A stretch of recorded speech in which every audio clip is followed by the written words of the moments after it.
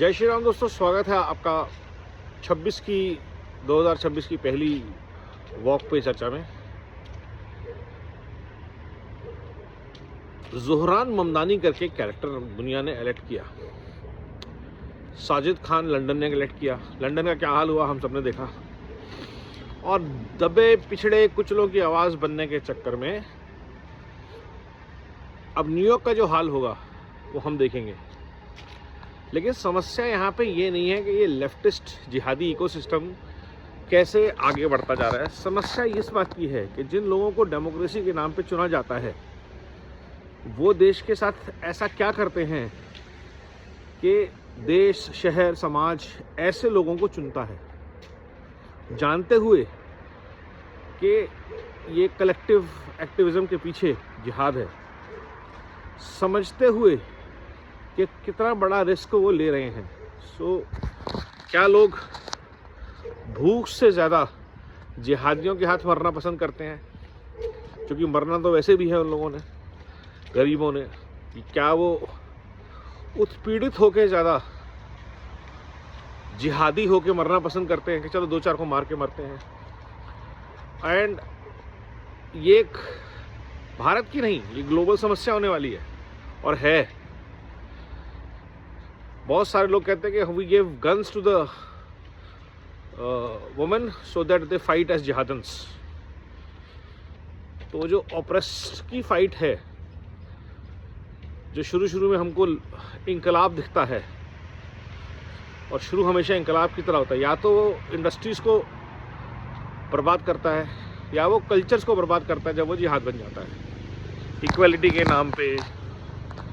और जिस भी जगह से ये जिहाद आता है उन सब जगहों का बेड़ा गर्क ही है।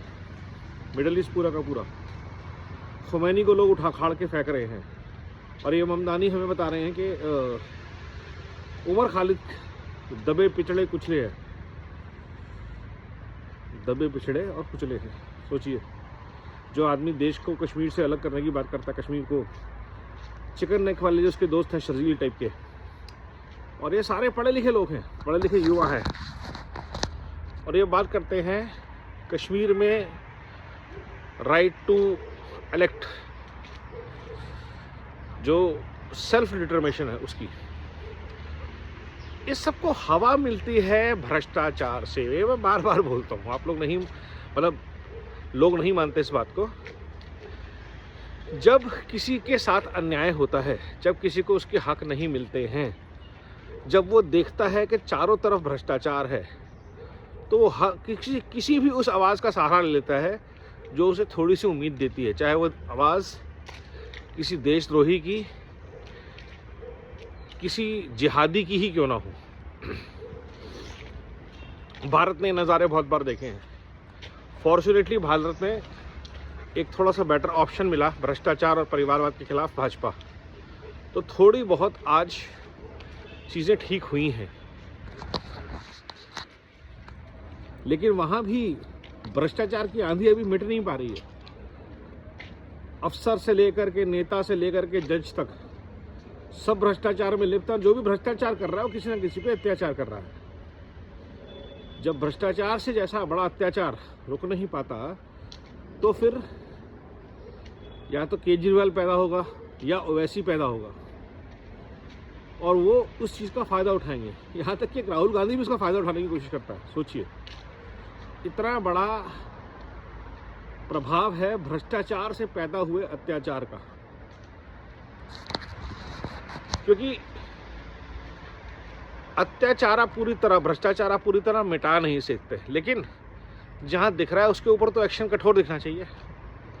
और नहीं होगा तो जैसा न्यूयॉर्क में हुआ है, ऐसा बॉम्बे में अगर हो जाएगा तो आप क्या करेंगे? सोचिए, अबू काज़मी जैसा बंदा अगर बॉम्बे में मेयर बन गया तो आप क्या करेंगे? शर्जील इमाम को दिल्ली ने अपना मेयर चुन लिया तो आप क्या करेंगे? पॉसिबिलिटीज़ हैं ये, आप डिनाई नहीं कर सकते। भारत में प्रथा है, जेल के अंदर से कैंडिडेट इलेक्ट हो जाते हैं, क्योंकि उनके ऊपर अभी तक कोई केस लगा नहीं होता, उनकी सज़ा नहीं हुई होती, सिर्फ जेल होते हैं।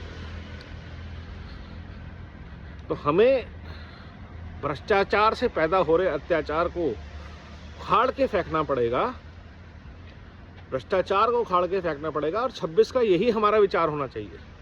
मैं उम्मीद करूंगा पिछली बार की तरह इस बार भी कि मोदी जी जब लाल किले की प्राचीर से या रिपब्लिक डे परेड में कोई बात बोलेंगे तो हर भ्रष्टाचारी को आतंकवाद का दर्जा, देशद्रोही का दर्जा दिया जाए और हर जो भी देश के लिए काम कर रहा है वो एक सैनिक है। जो ईमानदारी से अपना टैक्स पे कर रहा है वो भारत का सैनिक है। जो रोज़ दफ्तर जा रहा है ईमानदारी से अपना काम कर रहा है वो एक सैनिक है, जो कि 365 दिन काम कर रहा है, ईमानदारी से कर रहा है, अपने घर परिवार समाज देश के लिए कर रहा है। ये हमें फ़र्क लाना पड़ेगा, समझना पड़ेगा, ज़ोर ज़ोर से कहना पड़ेगा और तभी 2047 तक की यात्रा विकसित भारत की सच्चे मायने में पूरी होगी। भारत के संस्कारों पे, भारत की संस्कृति पे आधारित ये बहुत आवश्यक है, वरना ममदानी और साजिद खान जैसे लोग भारत की 140 करोड़ की आबादी में संख्या में बहुत ज़्यादा है और उन्हें उठने में वक्त नहीं लगेगा। और उनके पीछे रवीश, आरफा खानुम जैसे बहुत सारा इकोसिस्टम है जो आपको बताएगा कि हिंदुस्तान, पाकिस्तान, बांग्लादेश के सब लोग अमन पसंद है। ये तो वॉर है जो लोगों को लड़वाती है। ये तो सरकारें हैं, ताकतें हैं। वो भारत को अचानक पाकिस्तान और बांग्लादेश के बराबर खड़ा कर देते हैं इंसानियत को बेहतर दिखाने के चक्कर में। ऐसे लोगों से बचना है। आज की डेट में 3-4 बातें हो गई आज की पहली वक्त पे चर्चा में। सुनिए, समझिए, युद्ध में ना सही, समाज के अंदर ही सही, धुरंधर बनिए। नमो भारत, वंदे मातरम, जय हिंद।